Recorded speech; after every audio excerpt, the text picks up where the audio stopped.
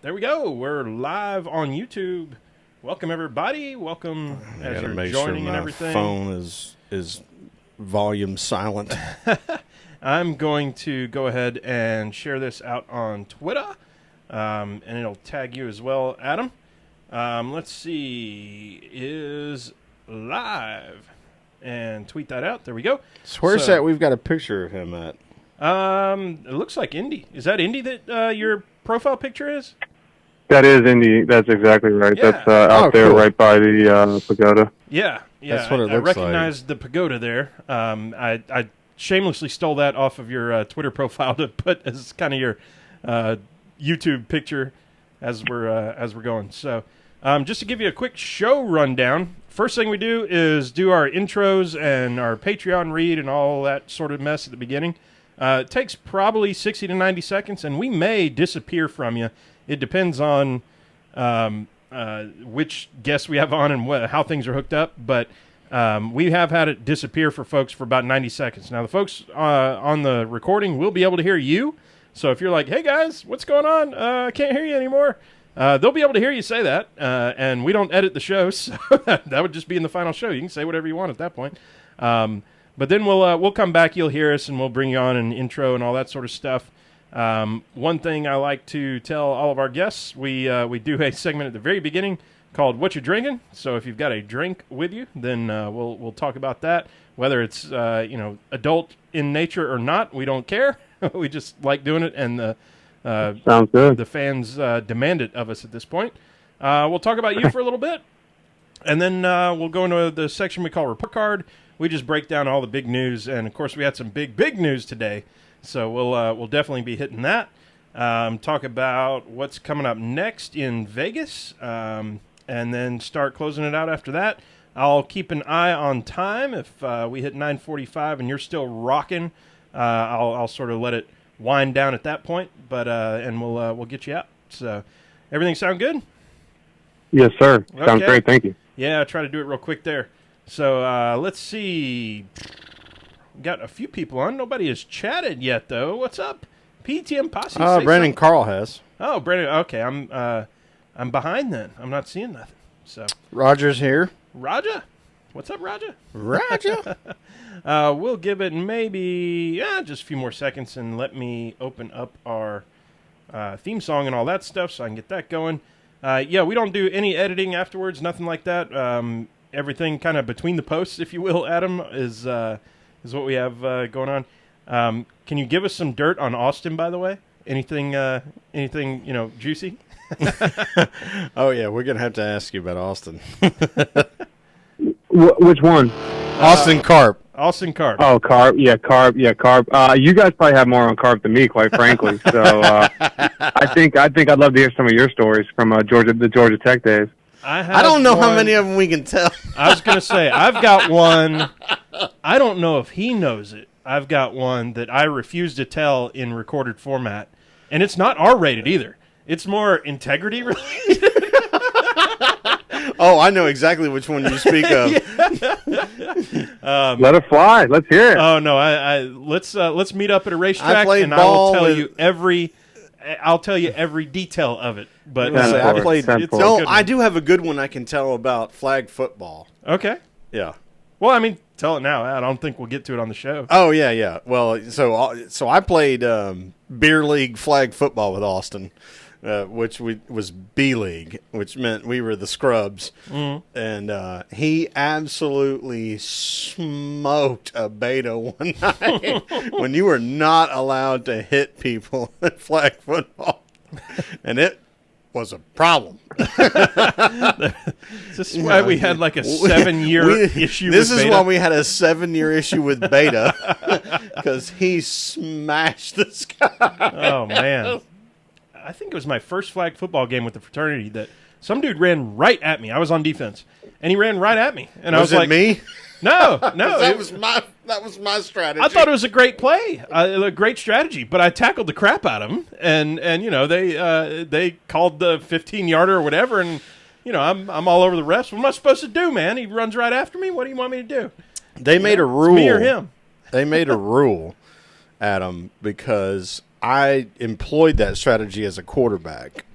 where I would, as soon as I broke into the secondary on a run, I would find the safety and run right at him and run his ass over. And that used to be, anytime you made contact with the guy with the ball, it was a 15-yard penalty. Right. Well, once I had run over enough people, they made a rule that you weren't allowed to do that anymore. As it turns out. Well, we've got several folks on. You ready to roll, Sherwin? Yeah, why not? And Adam, are you ready to go? Yes, sir. All right, let's do this. Like I said, we'll disappear for about 90 seconds here, and we'll be right back with you. Here we go. We are recording now.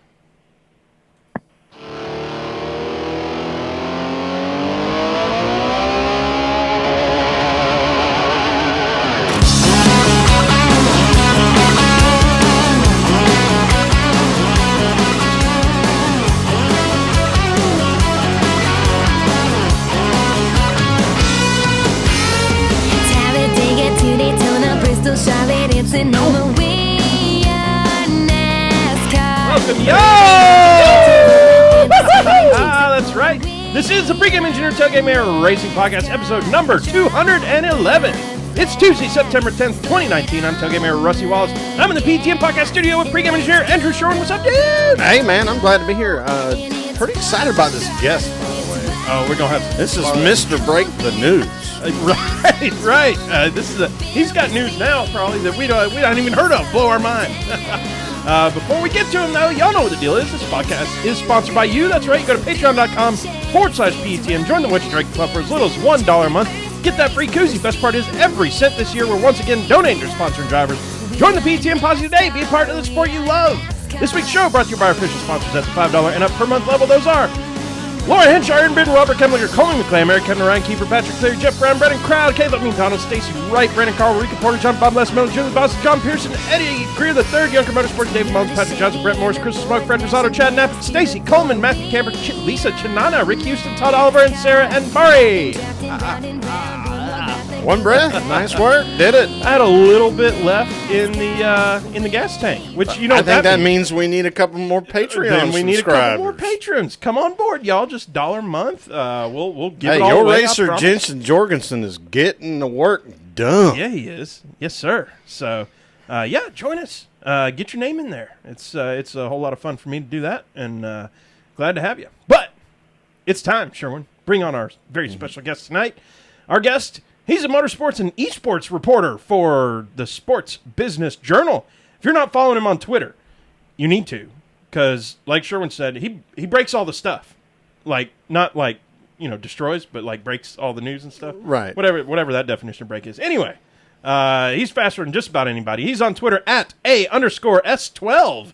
Welcome to the show, Adam Stern. Adam, what's up, man? Hey, guys. Thanks for having me on. Boy, we are beyond excited to talk about what's going on today. We've got obviously, for today, some fantastic early news to chat about. But before we do that, of course, we want to get to know you a little bit.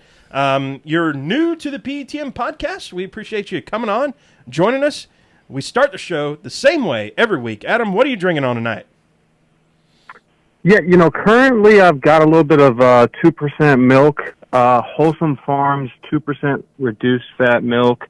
Had like a little bit of, just had a little chocolate bar I was nibbling on before we got on air, and I was like, gotta have some milk with it. You can't just have chocolate on its own. Doesn't really go well with water. So I just went and grabbed a little jug of milk, and that's what I got for right now. Drinking the All good right. stuff, too, and the local stuff. You're about 2 ingredients away from a White Russian. That's true. Saving that for more like the weekend. My man. Sherwin, what are we not saving for the weekend? Well, we're not saving the Jim Beam White Label for you and the Coca-Cola.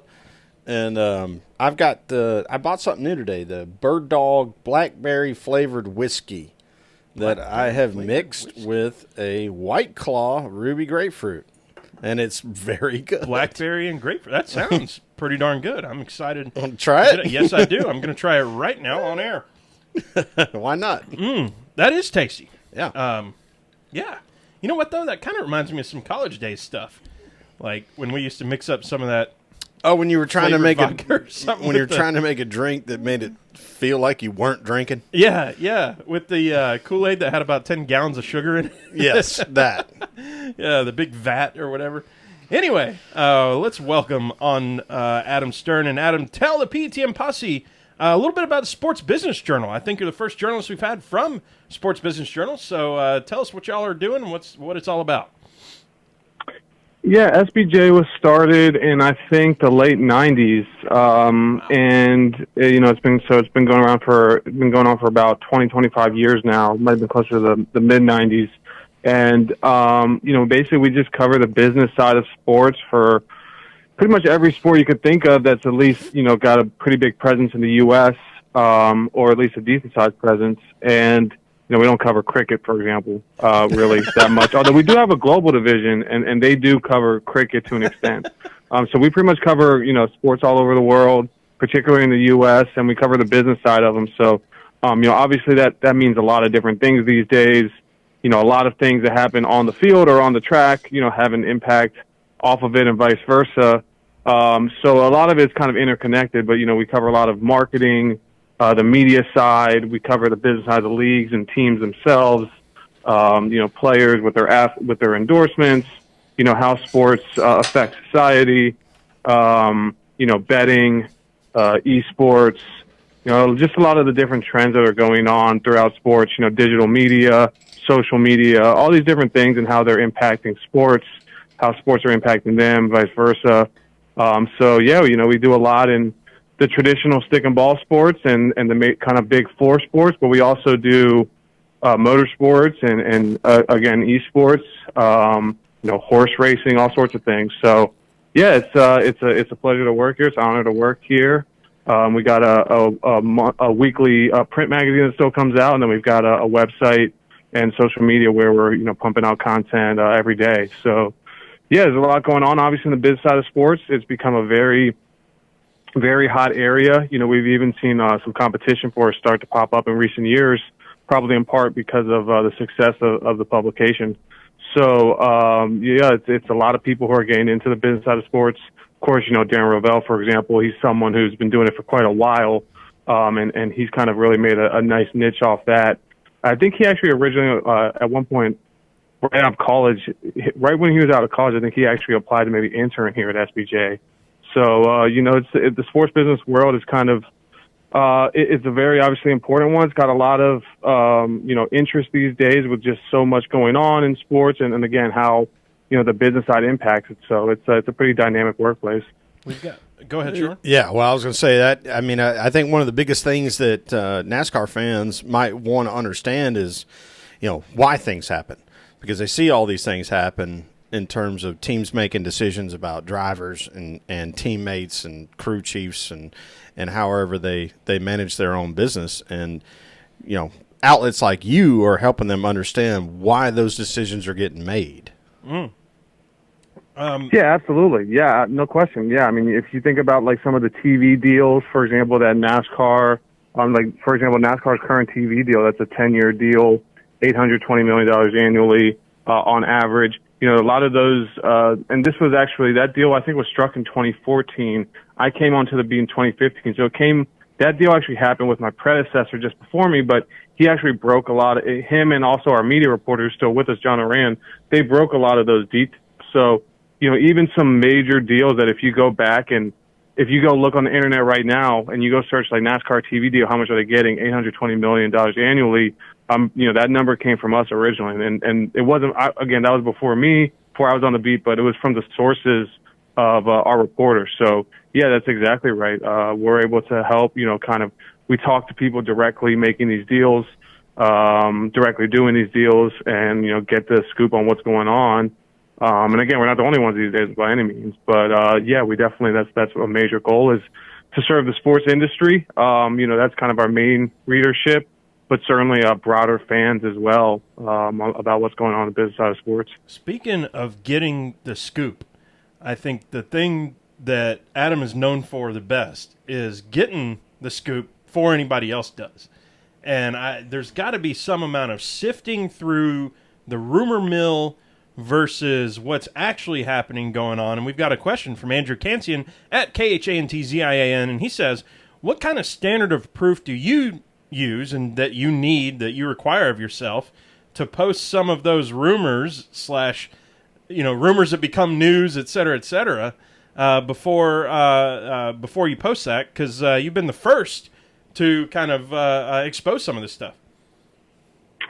Yeah, it's a great question. I think the simplest way to put it is that, there are different situations about when you're talking to people. So you got to look at who a person is and how closely directly related or indirectly related they are to a situation. So if, for example, a team is negotiating a deal with a driver and we're able to either talk to a top team executive who's working on that deal or able to talk to maybe someone who's very close to that driver, like an agent, things like that nature. When we're able to talk to people like that and they confirm to us that, hey, this rumor you heard is indeed true, that gives us what we need to go move at that point.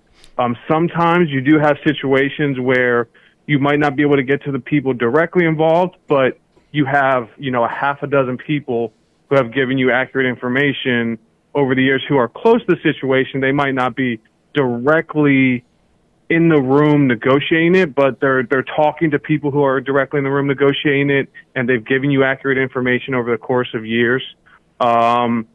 Situations, sometimes you have situations like that as well, but it's usually one or the other. So usually you're either talking to someone directly involved and they're confirming or denying, what you're hearing.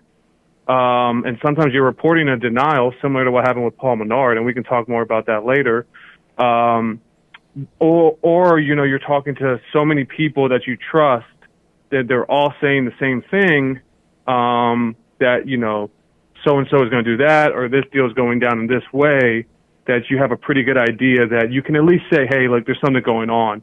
And so sometimes we might report something and say, hey, look, this is being considered. We don't have it directly confirmed it's a done deal, so we don't say it's a done deal. We'll just say it's being considered. But usually, again, in a situation like that, either we're having direct confirmation from someone who's directly working on the deal, or we're talking to several people who are very close in some shape or form to the people who are negotiating the deal. And we're hearing that, everything's kind of moving in the same direction. Everyone's saying the same thing. These are people who have given us accurate information over months, years, et cetera. And so usually it's one or the other. So I want to piggyback that question from Andrew Kansian by asking, have you damaged any relationships with people that would be willing to give you information by going public first, for instance? Because you seem to be first to market with a lot of this stuff. That's a great question. There's definitely been sticky situations.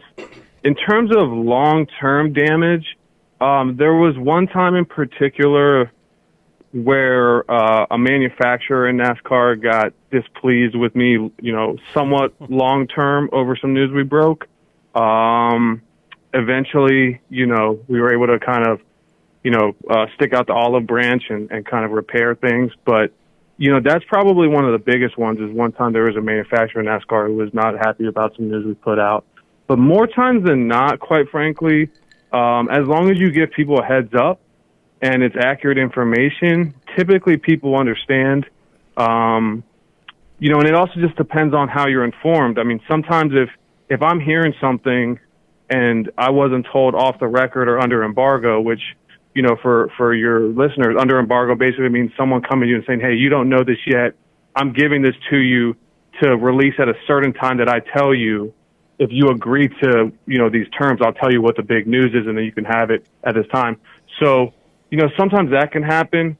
But, unless, if that's not happening, if you're not under embargo and you just heard about it from your sources and you go to someone directly involved, typically, they might not confirm it for you and they might not even respond to you, but a lot of people in the sport understand, that it's a major league sport, and this is just part of it. But there's definitely some times where, people want you to hold off for a little bit.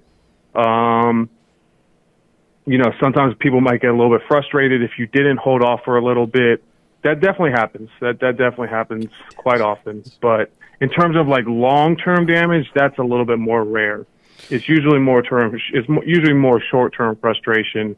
I really try and give people heads up before I report stuff. So let's say, we found out something about Joe Gibbs Racing.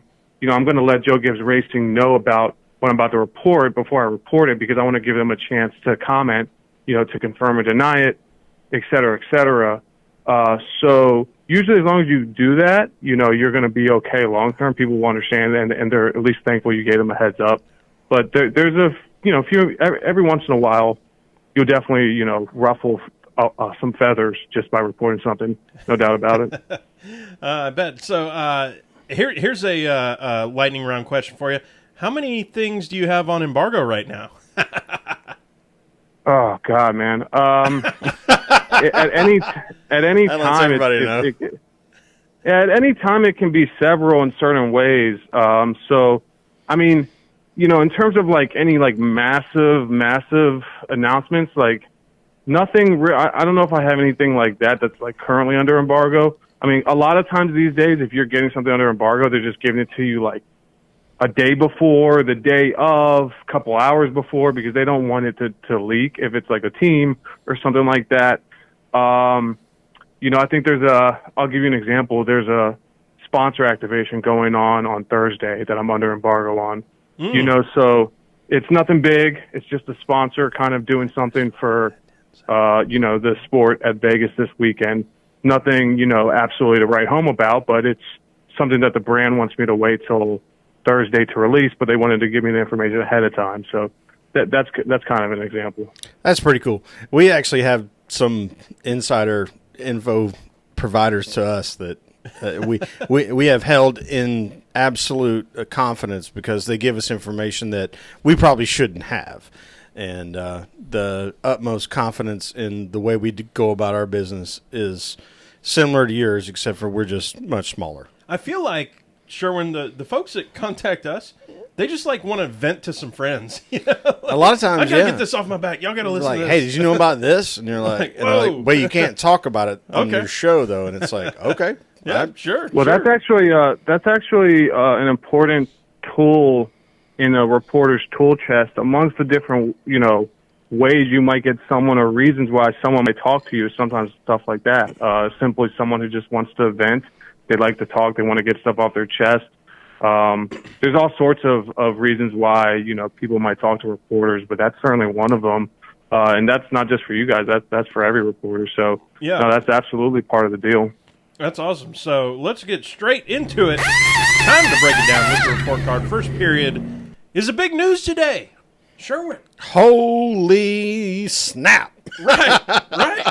All the cuss words, snot and I think Adam boogers. He was probably one that broke the whole, Paul might be done, and then they said no, we're not done, and now he's officially done. Yeah.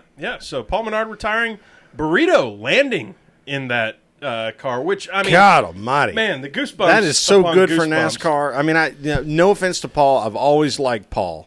I think he's been good for NASCAR. His dad and his dad's family business has certainly been great for NASCAR. They are planning to stay in the business as a sponsor, which is awesome because they also sponsor Blaney. But Burrito going into a car that can like legit win a race. Yeah. Which that's what we've been looking for, right? And his.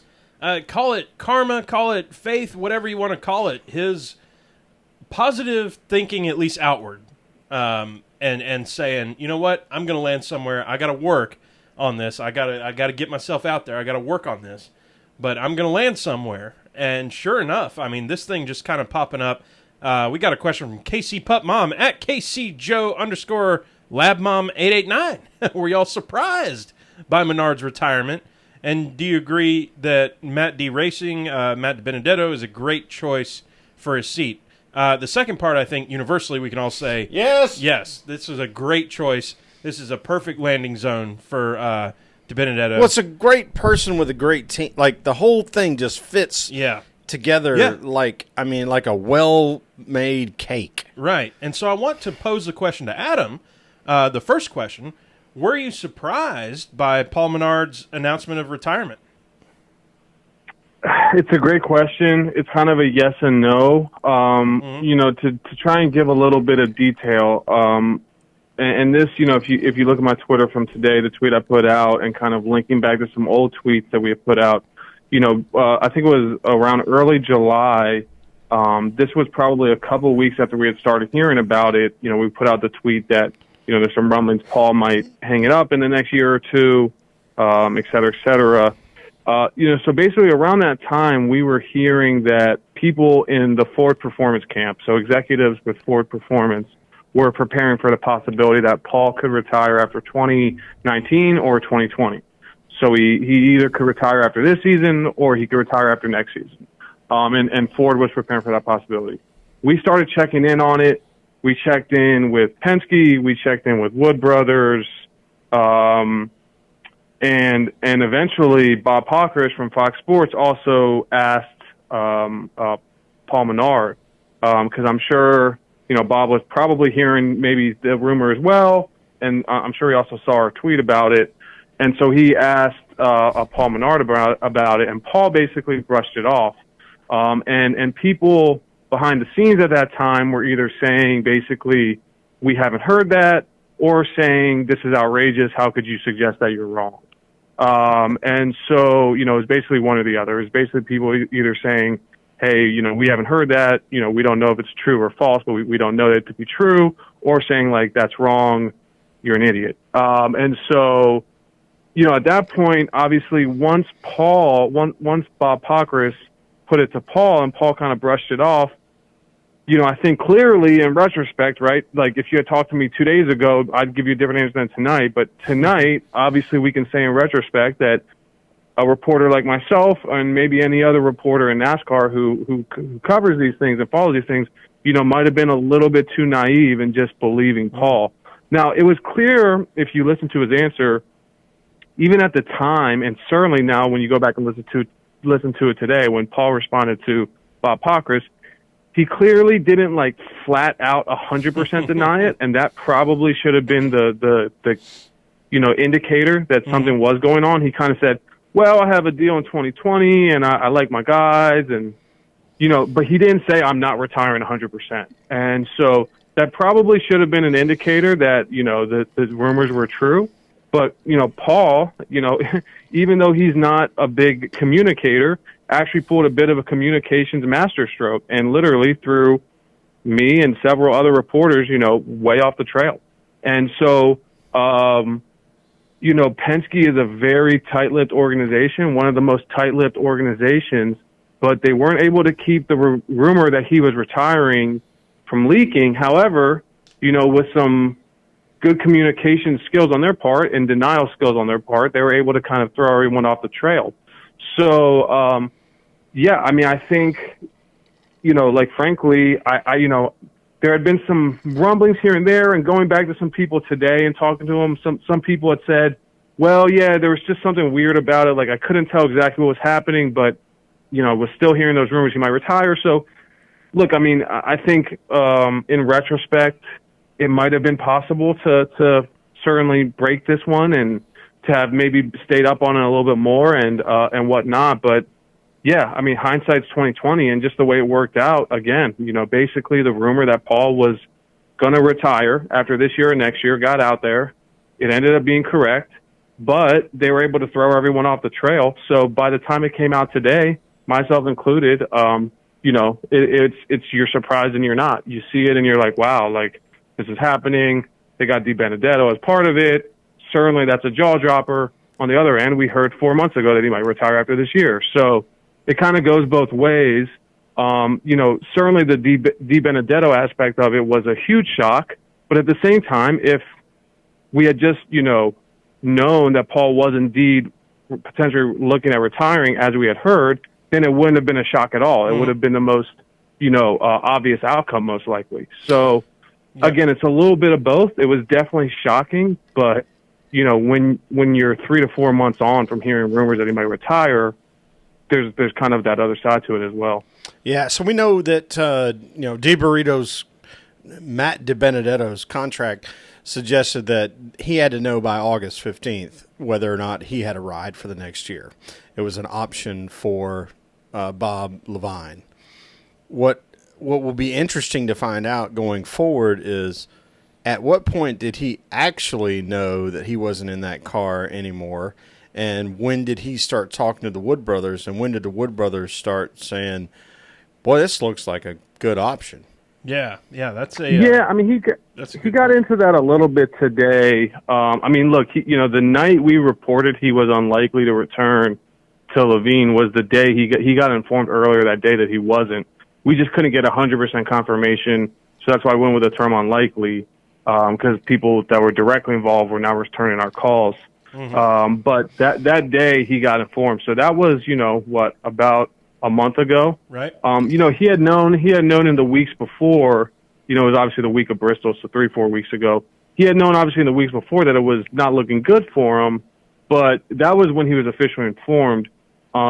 And he said today that he started talking to the Wood brothers shortly after Bristol, which again, obviously he was informed, I think it was that Tuesday of Bristol week or Wednesday. And then, Bristol happened that Saturday, and he said he started talking, and then that next week was that off week.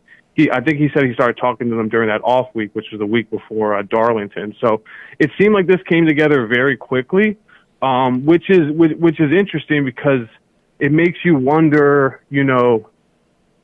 what was exactly going on with Paul, and was Paul actually indeed looking at possibly staying for 2020? And then once they realized they could get Matt, and he wanted Matt for the future of the 21 car, maybe he decided to hang it up after this year instead. So it is fascinating. You guys are right. That timeline would be great for someone to try and report out and figure out exactly how that played out. Mm-hmm. But it seems like, best I can tell, that it came together pretty quickly. And again, it is kind of interesting because those rumors about Paul Menard had been out there for several months, a couple months before Matt was officially informed. Yeah, it was Kentucky. So yeah, it's interesting. Yeah. Yeah. All right. Well, let's go on to the next deal. Yeah. Second period, we got Indy. Harvick takes a checkered. Brad takes a big old wall of tires. And Jimmy takes his first trip on the also ran bus, if you will. Yeah. I mean, that's what it ever. is. So let's talk about it, man. So I think Harvick winning the race is almost like the last place story in this whole thing.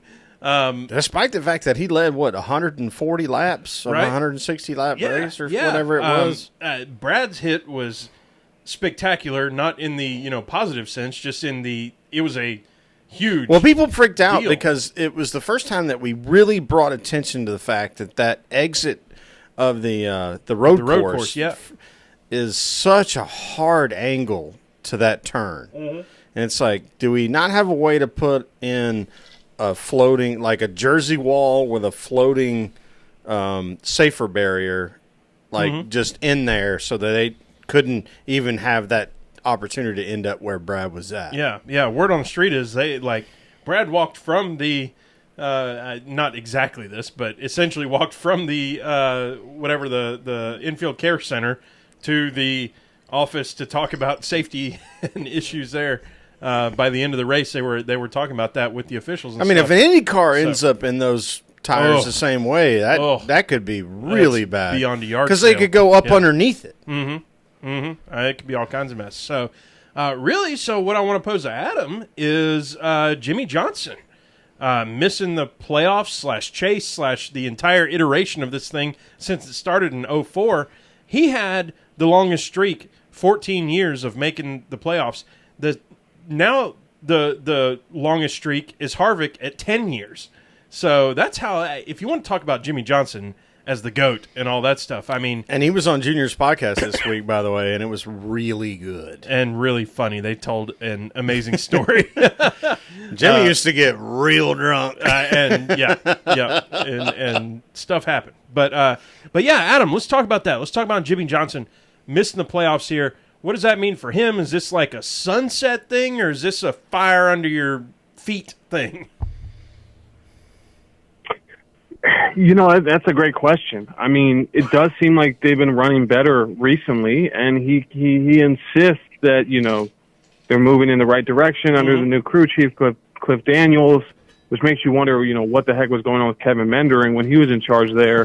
For that 2 'cause weeks. it seems like Jimmy is really emphasizing that things have gotten better since Cliff Daniels has come on. So obviously the other point there would be that was when Kevin Mendering left. But in any event, I think, it's certainly not ideal. I mean, for Jimmy Johnson, I mean, it's one of those things where you say, well, I only want to be in the playoffs if I really have a chance to win the whole thing. But, on one end, they're starting to run better. So who knows, if he had run in a couple races in the playoffs like he had run at Darlington, maybe he could have started advancing into the latter stages of the playoffs.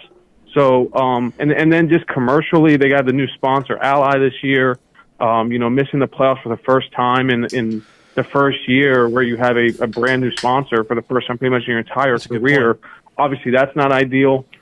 So, look, I don't think it's a catastrophe for Jimmy Johnson. He's a 7-time champion, right? So, I mean, it's not the end of the world. He noted that next day, like, he made sure to see if the sun came up, and it did.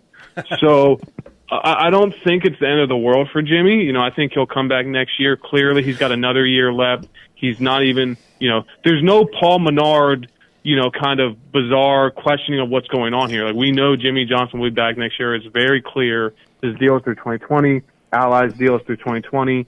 He has no intentions of not coming back next year. So I don't think it's the end of the world from that regard. He's still going to get at least one more good season. Whether it ends up being his farewell tour or not is going to be a huge question to try and figure out. You talk about bombshell announcements, like today's, there's going to be a bombshell one way or the other if he either resigns or retires, coming up in a couple months here probably, because I'm sure Rick Hendrick will want to start getting that figured out. So, look, there's no way that missing the playoffs is a good thing. But, he's a driver who's in his 40s, and he still is a pretty impressive, athlete and driver, and he has the will and he has the sponsorship and everything to return next year and try and give it another go to become the first driver to ever win 8 championships. Obviously, I don't think that looks that likely at this point. I mean, he kind of lucked into his 7th. Maybe that's a little bit harsh, but he wasn't looking that impressive all season long and kind of came out of nowhere a couple of years ago to win his 7th. So I don't think it looks good for his 8th. But he, if they're running better, again, I'd love to know what happened under that old crew chief, why they were running so poorly all year. But yeah, if they're starting to kind of round into form heading into next year and maybe they can sneak a win this year or at least hopefully some top 5s, then yeah, I think he won't be satisfied. Ally and Hendrick Motorsports won't be satisfied, but they'll be able to dust themselves off from this one. And again, I think as long as they're running better towards the end of the season, at least that it gives them a little bit to hang their hat on. And so, yeah, I think for the sport, probably not the best thing. If you're looking for storylines, I mean, you get 16 different playoff drivers, and certainly you want some of them to definitely be young drivers, 100%. But having your 7-time champion in it is probably a good story. So again, I don't think it's ideal for anyone involved that he missed the playoffs, but it's just part of the competition. That's why they run the races, and it's actually kind of refreshing. You could argue, the fact that it goes to show that it's really hard to drive these cars. You have a 7-time champion who, is getting a little bit older in years. NASCAR at times is faced with that accusation of, oh, they're just turning in circles. It's not really hard to drive. Here's an example of a 7-time champion who's missing the playoffs. So, I think obviously it's not ideal for anyone involved, but it just goes to show that NASCAR is a real sport and it's a tough sport. And so I think, long term, his legacy is still intact. It'll be interesting to see how they can finish off the season and what they can do next year. And then again, from my perspective, the real big thing is figuring out, is he going to renew or is he going to retire? He commented, I wish I could say who it was. I forget who it was, but he commented to somebody in the media recently, and said that it might have been the Dale Jr. podcast. I'm not exactly sure, but said that if he had to choose right now, he would choose to renew for a couple of years. So I think that's going to be a huge thing to watch out for. I wouldn't be surprised if that decision comes in the next 4 or 5 months. Like, I know his deal is through 2020, so theoretically that's, 15, 16 months away. But I wouldn't be surprised if Rick Hendrick wants to knock that decision out soon. So, look out for the possibility that we could figure out whether Jimmy Johnson is retiring or not after 2020 as soon as maybe the latter stages of this year or certainly the early stages of 2020. Bubba Wallace is 27th in the standings. Sherwin, that means he is closer to Quinn Hoff, who has 71 races or 71 something 71. I can't remember what it was. It was 71 where everybody else has something else. He's closer to Quinn Hoff than he is Chris Buescher in the standings. Sure. Chris is what, 20th?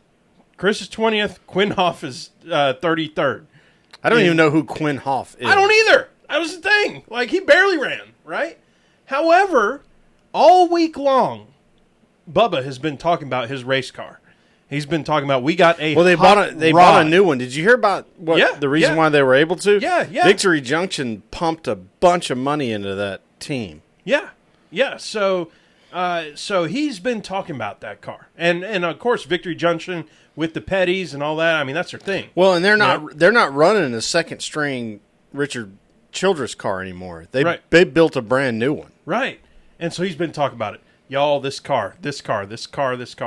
Love this car. He goes out, he gets third place finish in this car and he's going to get to run this car at Vegas. Because it's the same type chassis you would want to run at Vegas. Here's the love-hate thing for me. I love Bubba Wallace. I should have worn the hat. I got the hat with the signature on it and all that stuff, you know, and I'm a fan. We're a fan podcast. I am a fan. Been a fan for a long time. It's so cool to see him have this success. The part that I hate about it is that it's the car, right? How many people can you give that car to and they finish really well? How much of NASCAR is the car? And so I had this independent... That's what's so hard to tell. And I had this independent thought right after while the race was sort of ending. And then, of course, Jeff Gluck writes an article about that, and he goes, it's the car, in his article. And I'm like, well, dadgummit, I can't have myself but I mean, independent thought. Everybody was giving credit to Bubba all week long. Well, it's only Tuesday, but for 2 days, that, you know, Bubba is super aggressive on restarts, and he's really good at them. And that's how you gain positions right now. So if you give a great driver a great car, stuff like this is going to happen. And so all this weeding out, all this stuff that we've done, all the crap that Bubba's got all year about being closer to Quinn Hoff than he is Chris Buescher in the standings seems to come down to the car. Isn't that crazy? Yeah. I mean, I wonder how long that's been a thing, though. It's a good question. I want to pose this question to Adam. How many great drivers drove a crappy car to the front of the race? Adam, what are your thoughts on this? Yeah, I mean, best I can tell, there was a certain point in NASCAR history. I don't know if it was, you know, the 70s, 80s, 90s, early 2000s, but it seemed like there was a certain point where, you know, Aero really started to kind of take over the kind of equation here. And so, I mean, it seemed like in the earlier days of NASCAR, you know, there was much less Aero kind of impact, and these drivers were bobbing and weaving versus each other. And so I think in those days, you know, it seemed like in the earlier days of NASCAR, it was a little bit more about the driver. Now, look, I mean, clearly the driver still has a huge impact in this day and age. But, yeah, I mean, at the end of the day, there's no question it's more about the car than ever. And, look, there's certain ways to tweak that and you know, maybe change that to an extent. And hopefully with the Generation 7 car, they can. But, yeah, I mean, there's no question that, look, if you're driving in you know, for example, I think if you look at Chase Elliott, you know, if Chase Elliott had been in a JGR Toyota his entire career, he might have more than 5 wins right now. So, you know, I think he's had he's been able to do pretty well in Hendrick, all things considered, but his entire career since he came to the Cup Series has basically been during the era in which JGR Toyotas have been dominant. So I think even when you look at the best drivers and you compare some of the best teams, you can look to that. So, yeah, it seems like there's no doubt in this day and age that for a guy like Bubba Wallace, I mean, look, I mean, he's clearly, you know, he's still got some things he's got to work on. Like, he doesn't seem to have the best skills at road courses yet. He'd probably be the first person to tell you that. But his oval skills seem to be pretty legit. And there's no doubt that if he was driving a top-tier car, his, this wouldn't have been his second top 5 ever. There's no way, Yeah. and so. Well, I think it's what we're it's talking the kind about. of way racing has gone, though. So I mean, it's not any one person's fault, but definitely it seems like it's tough for if you just have a bad car, there's only so much you can do to get that to the front. Well, I think it's what we're talking about with De Benedetto, and what I would say to the people that say that the car is the only thing that matters is, yeah, but the driver and what they're capable of is what makes that.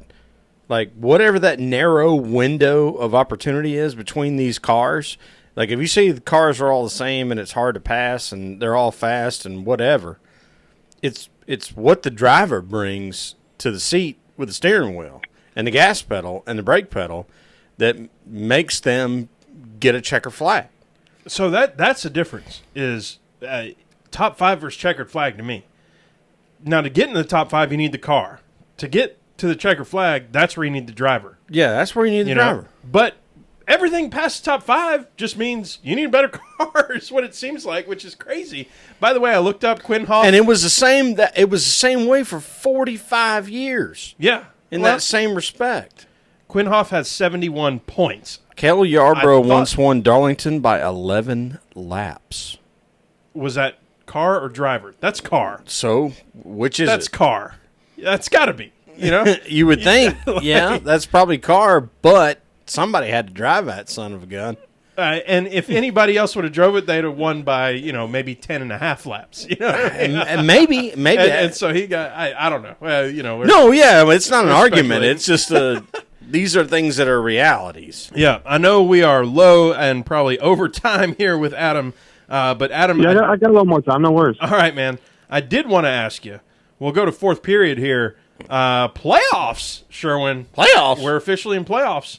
Newman and Boyer in. Suarez, Johnson out. Adam, what are the big surprises for you this playoff season? Yeah, I mean, look, I think it pretty much played out, relatively, I think, what we all would have thought. Obviously, the way it came down with Suarez missing it and Johnson missing it at the end, I mean, look, heading into the season, I don't know, how many people would have predicted Johnson missing. I mean, he hasn't won in a fair bit, so there would have probably been some people predicting that. But I think that counts as somewhat of a surprise just because, of course, this is his first time ever missing the playoffs. So, I mean, clearly that's probably, towards the top. But, as we've documented, this start of the season, they just didn't really have a lot of good results at all. And so I think, on one end, that's a little bit of a surprise. On the other end, not. Suarez, I mean, look, he's in an SHR car. So I think that's a little bit of a surprise when you're in a Stewart-Haas Ford and you don't make the playoffs. But he was so close. I mean, he was literally, 3 positions away or 2 positions away from making the playoffs. So, you kind of hate it for him there. It's looking, I'm not hearing too many rumblings about him being out. So it's looking more and more like I would think that he'll probably be back next year. They announced his deal originally as a multi-year deal, but it was actually in actuality just a 1-year deal with an option in terms of 1 year guaranteed, which is really what counts. So, probably not ideal for Suarez to miss the playoffs in his first year when he's on a 1-year deal. I don't think that's going to get him any more of a long-term extension. Sure. So that's he a could team possibly option, be looking right, at another Adam? 1-year deal, for next year. So I think obviously that's a little bit interesting. Boyer making it is big for him. Clearly he's been on the hot seat. His deal is also up after this year. Been a lot of chatter about, how much of a pay cut he would have to take to come back. And, could he even come back because Cole Custer's in the wings? And, oh, by the way, the person he's negotiating with to come back is Joe Custer, Cole Custer's dad. But, at this point, it's looking like he probably will come back. So, obviously that's big for him to make the playoffs. That car is still not sold out. So they got to get some momentum there for him to be running better. He's only won once or twice, I think, with Stewart-Haas overall. So I mean, I think that's clearly good. You got guys like William Byron, making it for the playoffs for the first time. He's had a pretty strong season. I thought, he hasn't been able to finish in that third stage though.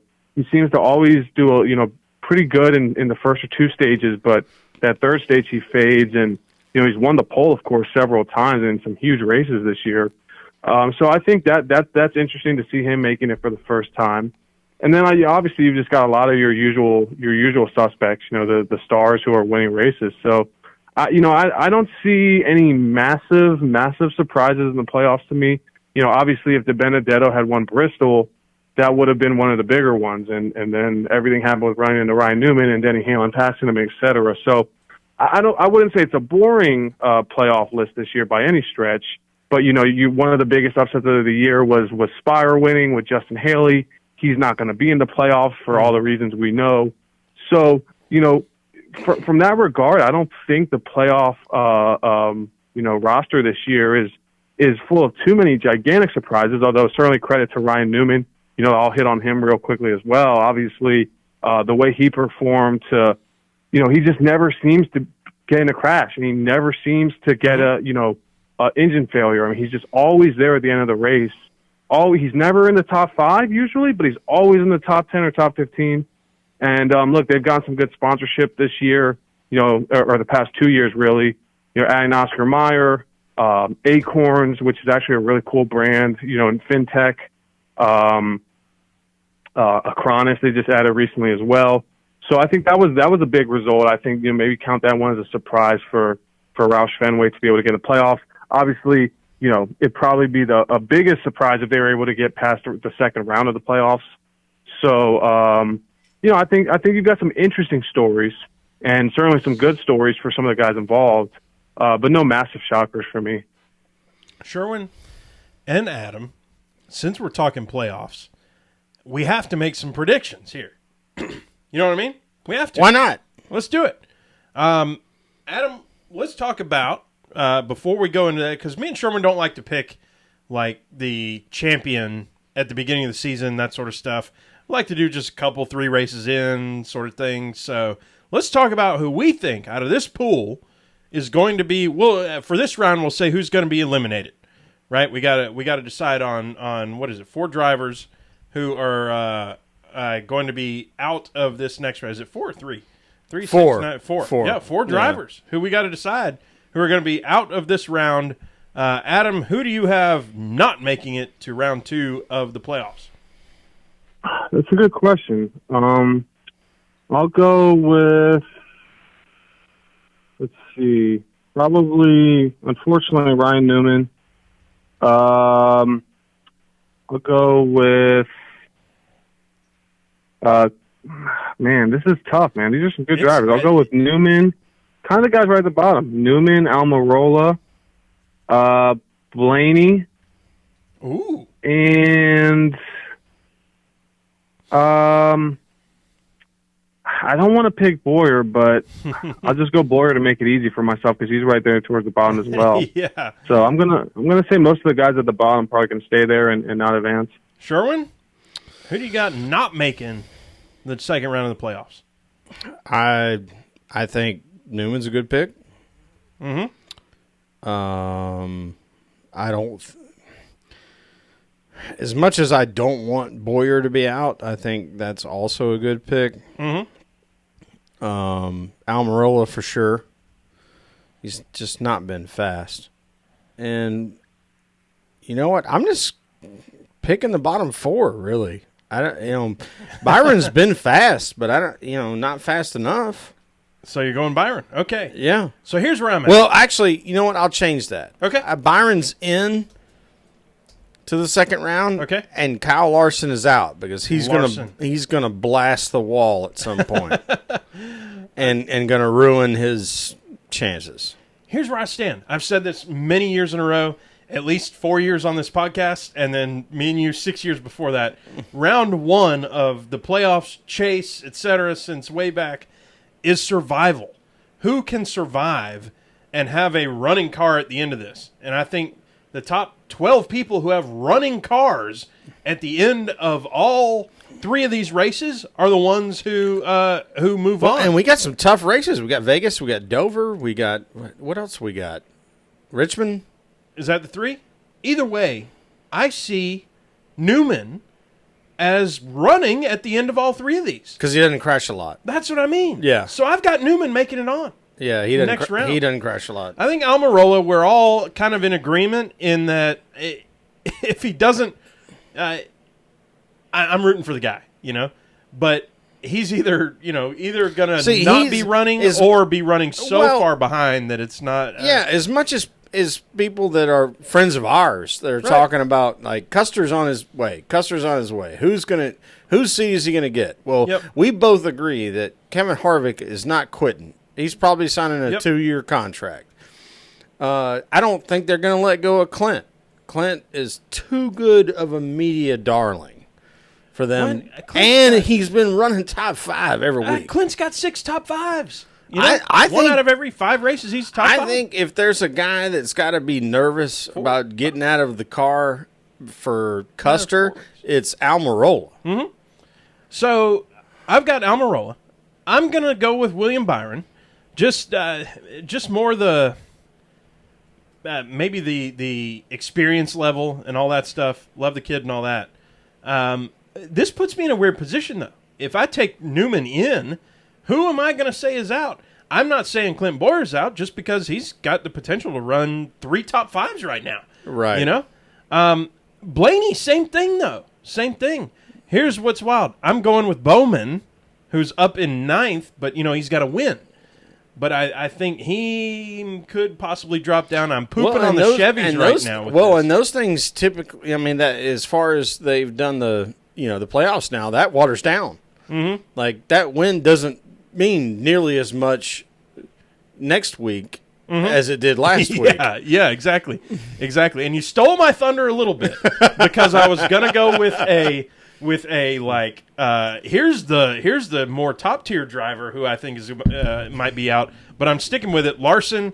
I'm saying Larson is out. I think he's going to smash the wall at some point. Exactly for that reason. Something will happen, and like I said, this is survival. If he doesn't survive one of those races, that's pretty much nail in the coffin right there. So that's Almirola, Byron, Bowman, Larson for me. Let's. What was I going to talk about here? Oh, I know what it was. We got a question from Evan Roller at Evan Roller 2, and it was awesome to hang out with Evan. Yeah, it was cool to meet him. Down there at Darlington, or out there at Darlington. It's not really down for us. Brought us a really tasty present. Yes, he did. So, Adam, I'll start with you on this one. Who do you think is the dark horse out of the 16 playoff contenders? Who is the one who maybe we're not thinking about that we could see in Homestead running for the championship? Well, I think Denny Hamlin is going to be my pick to win it all, but I'm not sure if he's a dark horse.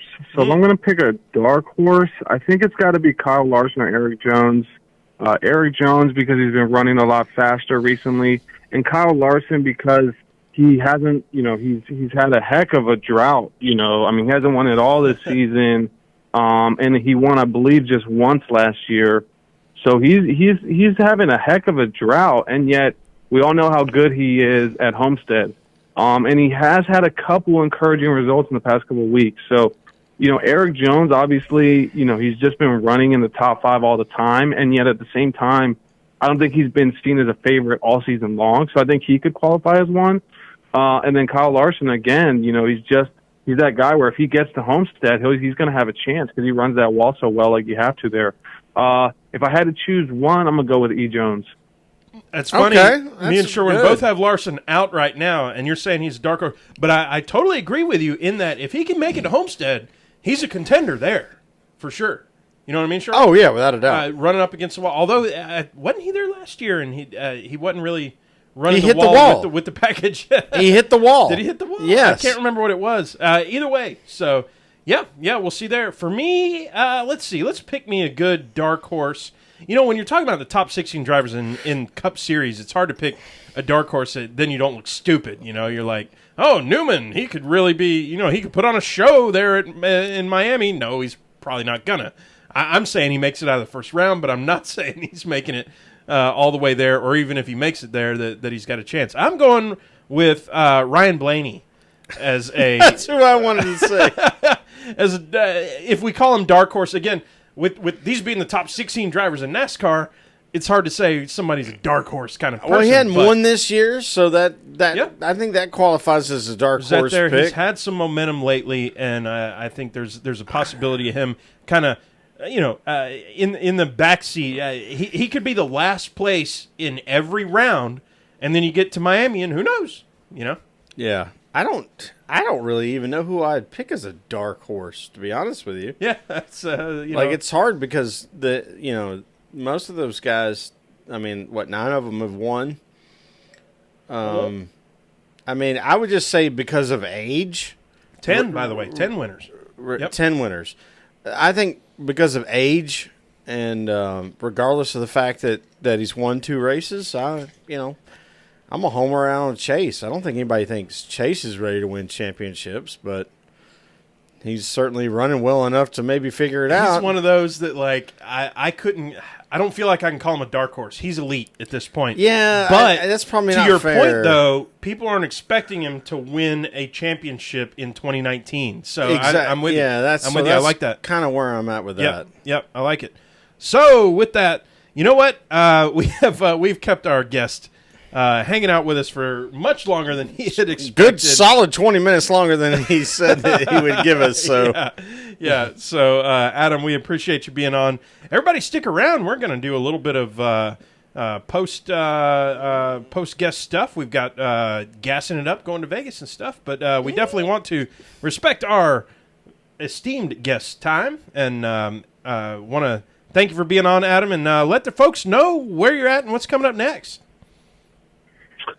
Yeah, thanks so much for having me on, guys. I enjoyed it. Let's do it again soon. You can follow us at sportsbusinessjournal.com. Twitter is at SBJSBD, or I am at @A_S12. And like I said, appreciate you guys having me on. Look forward to doing it again soon.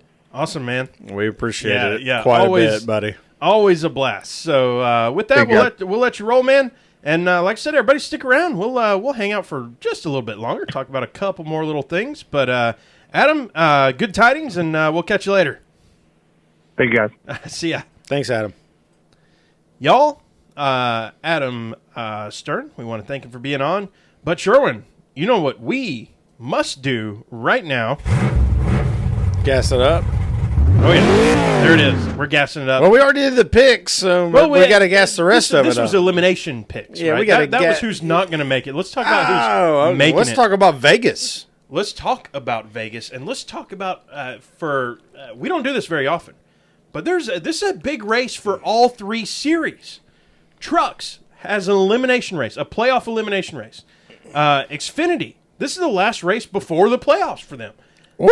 And Cup, this is the first race of the playoffs. Holy bejesus, we've got a lot. Yeah, to talk there's a about. lot going on. Trucks elimination race. Here's the thing. There's 5 people. 5 drivers competing for 4 spots, and there's 6 points in between them. Holy snap. 6 points between Stuart Friesen, Matt Crafton, Austin Hill, Grant Enfinger, and Johnny Sauter. I believe Stuart Friesen has 44 points out of first, quote unquote, and Johnny Sauter is 50 points out.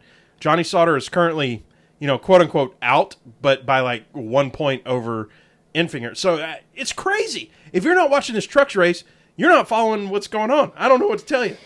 So it's super excited for this Enfinger and then Ross, right?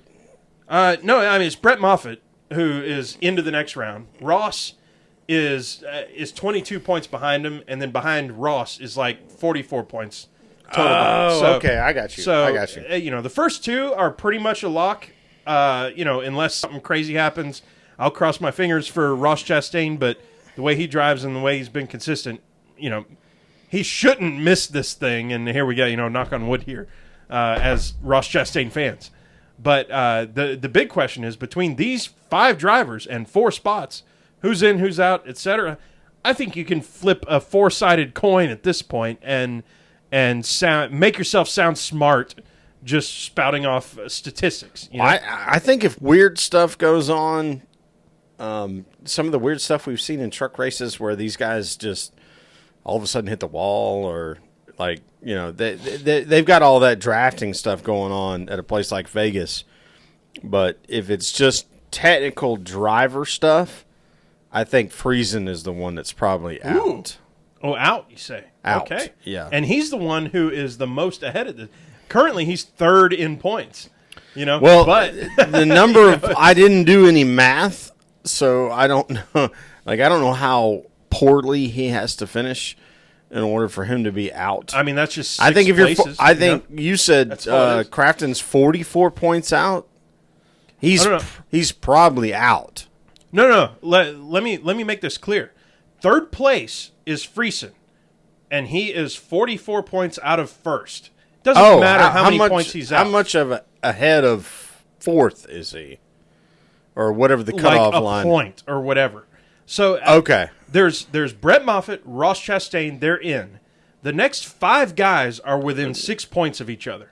Okay. All right. So it's a toss up at that point. Oh, you just so who throw of the toss up? G.I. Joe's up, and which one lands on its feet? right. That's what I'm saying here. Is I would love to run an experiment where I get like 5-year-olds and I give them each a script and each one of them gets to pick a different one of those drivers, and they read their script.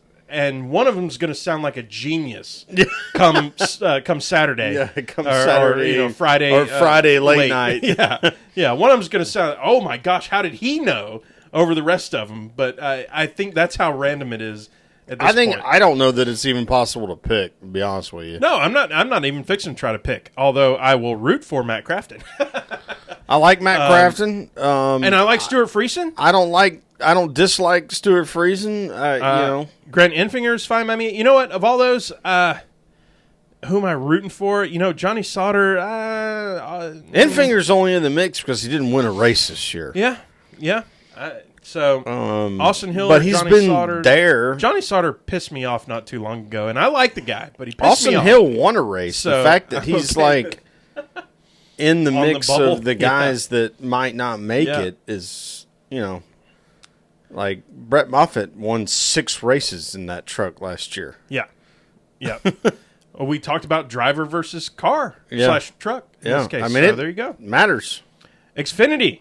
This is the last race before the playoffs. So it's just Woo! like what we just had at Indy for Cup. And they have 12, right? Brandon Jones and John Hunter Nemechek are pretty much the two that are on the bubble, if you will, in terms of points. So they're battling for that last spot. However, if somebody else decides to win that's outside of it, Ryan Sieg hasn't won. Greg Galding hasn't won. So... and Greg Galding, for all of the smack that has been given his way, he's actually running pretty well. he's 2 places out of... And, Like, and he's in the bubble. A lot of people have been giving him a lot of trouble That's a because bummer. of his He's a good guy. his persona.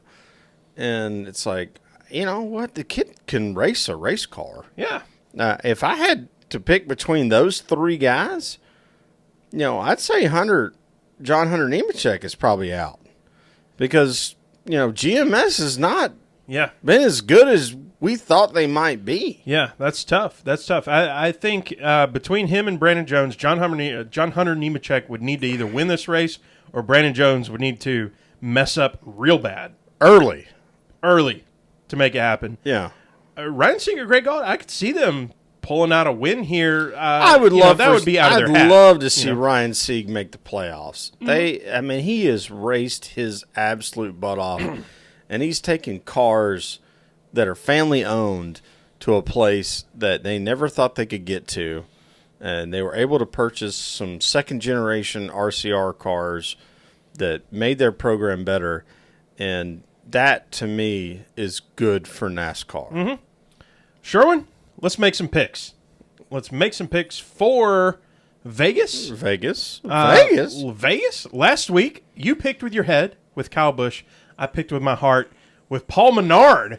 And look what happened. Did you kick my butt? I think you did. Paul Menard finished a very respectable 10th place, and Kyle Busch finished 37th. Yeah, he did not have a good day. Well, he also had nothing to lose. He had one He had already won the regular season championship. He is, essentially first He's place got 4 going into the playoffs. wins with 60-something playoff points or whatever. Exactly. It's one of those who cares. And Paul Menard was getting ready to announce his retirement that we didn't know at the time. Right. So how crazy is that? Which means you get to go first, Sherwin. Who are you picking for Vegas in the first round of the Cup playoffs? Vegas. All right, I'm going to go rogue. Uh-huh. Jimmy Johnson. Whoa. Talk to me. I like this. Yeah. I think, Jimmy's, he feels like he's got a lot to prove. And it's the kind of track that he has performed well at in the past.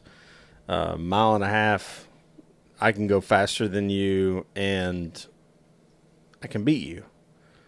And I love his mentality. Like, his whole podcast on Dale Jr. Download was like, yeah, man, I'm all in. Like, we're gonna turn the ship around. We're gonna win. And I think this is when he does it. I'm going same team, different driver.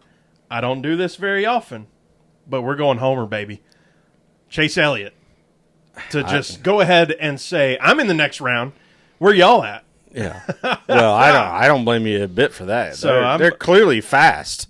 Yeah. I mean, he drove from the back, got a lap back, and got all the way to 9th at Indy. And dude, we've been to Vegas. If you take the Atlanta Motor Speedway and you pick it up and you drop it in Vegas and you put a new surface on it, it's the same thing. Yeah, the only thing is his sweeping front stretch instead of that D-oval thing. Yeah. But, yeah, I mean, I'm with you, man. It's fast. I can get behind you on Chase that can for go sure. fast. Chase went fast at Talladega. I mean, it'd be a lot of fun if Blaney won that race. Oh, it would be a whole lot of fun. I would be celebrating. Bubba Wallace would be celebrating. Blaney would be celebrating. I mean, couch is getting flipped for like 4 or 5 different people. There's a lot of couch flip criteria or low couch flip criteria. There's a lot that could get couch flipped right here. With that, Sherwin, I think it's time to shut this thing down. We want to thank y'all for joining and hanging out with us. Thank you to Adam Stern for being on the show and being part of the PTM posse. We appreciate it. With that, Sherwin, y'all know what the deal is. You can find us, PTMpodcast.com, at PTM Podcast, and search for us on, if you're listening to us right now, you've probably searched all the places, so who am I to tell you where to go? With that, I'm Tailgate Mayor Rusty Wallace at Tailgate Mayor. Yeah, and I'm Andrew Sherwin, and you can get Instagram at PTM Podcast, same handle. You can get me at PTM Podcast, or Pregame Engineer on the Twitter, and at Andrew L. Sherwin on the Instagram for my personal stuffs. And we can't wait to talk to y'all next week and talk about what happened at Vegas. We'll see y'all then. Vegas!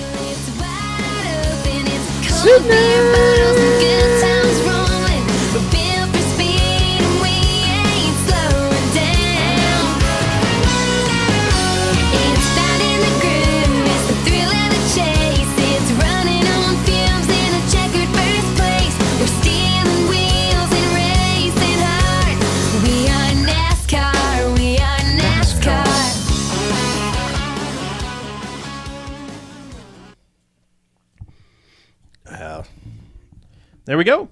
That's a wrap. 1 hour and 7 minutes. That's one of our shorter ones lately. Is it?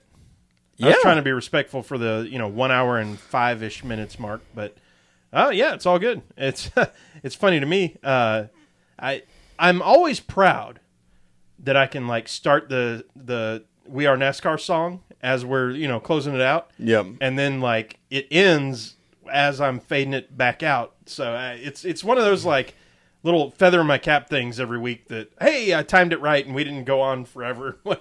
No, you shouldn't. You should. No, I'm not trying to. You're a good show director. I'm not. It's because we don't edit anything. I'm doing all this. Well, we didn't need to, right? I mean, no. Hell, we didn't even cuss during this one. Right? Shit. NASCAR After Dark, y'all. I guess it'll start getting a little weird here in a minute if we make another drink. Oh, man. Boy, the drinks were just flowing really well tonight. I don't know why.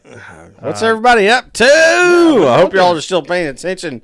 I haven't been able to connect too well with y'all on the old YouTube because it does. Me neither. It's not very weird. It's not showing me the comments that folks are posting. well. It's not great for me to be holding my phone while we're doing the show. It's very distracting. Yeah. It's weird because I can't see like it shows blank for all the comments right now. Which I mean that's just one of those weird anomalies that happen. I guess. Well, it shows me that there's only one person that is dialed in, and that's me. Oh, I got 7 watching. So who knows? YouTube is doing some mess ups. We apologize to everybody. If I go to ptmpodcast.com, if I go to podbean.com, and I enter all my passwords on all these things that I'm not going to say on the computer, it used to dial in SPTM, but now I'm on my personal, and so that doesn't do as well. Slash that thing, and that lets me edit the .com. But we certainly appreciate y'all being here. We certainly appreciate y'all filling up the feed. That's the reason why we do it. We hope y'all had as much fun as we have had hanging out and and doing our thing. When you're drinking milk, we get Jumpy Bob. When y'all gonna drink some milk? Probably not. Well, if there's a White Russian involved, I might. Well, yeah, I gotta go pee, so I will. We return might have shortly. to. You know what, Jumpy Bob? We may have a White Russian night here before too long, just for that. So, I hope y'all enjoyed that. It was a lot of fun. Adam is an extremely knowledgeable person. And we are very grateful that he would give us some time. And, very grateful for the accidental opportunity based on a fraternity brother of ours, Austin Karp, who knows Adam and actually sits next to him at Sports Business Journal. That's a very cool serendipitous thing that can happen sometimes when you use your network to the best of your ability. So we're looking forward to the next time that happens. I'm back. He's back. Who else is talking to us? In black. I can't see crap. Jumpy Bob is sort of rocking around over here. Anybody else hanging? I don't. Fred is still around. What up, Fred? Risotto. I am currently in the process of trying to figure out how to fly to Tulsa, Oklahoma to hang out with him and Kelly. Ooh. Just for the sake of doing it. He suggested that I do that, and I'm like, well, that sounds like fun, really, in the grand scheme of things. I told him he should join Brett and I at Indy, and I think maybe you may have decided that you might consider that opportunity yourself. The option as well. Yeah. That would be a really cool time to engage the PTM posse. That's right. Well, this thing is about done here, and so it's about time for me to shut her down. Yeah, Rusty's got to do a lot of administrative work, and the best way for him to do that is for me to shut up and let him do it. Yep, for us to take the old nap here. So thank you all so much for joining and being a part of the sport you love, as we say. Can't wait to talk to y'all next week. It's gonna be wild and crazy. Y'all be sure to watch them races. All three series has something important to say this weekend. So I'm definitely looking forward to that. Yeah, no, without a doubt. There's going to be results that determine who is going to have a chance to win the championship. Yep, in all three. So we'll talk to y'all next week. Thanks for hanging. Peace out.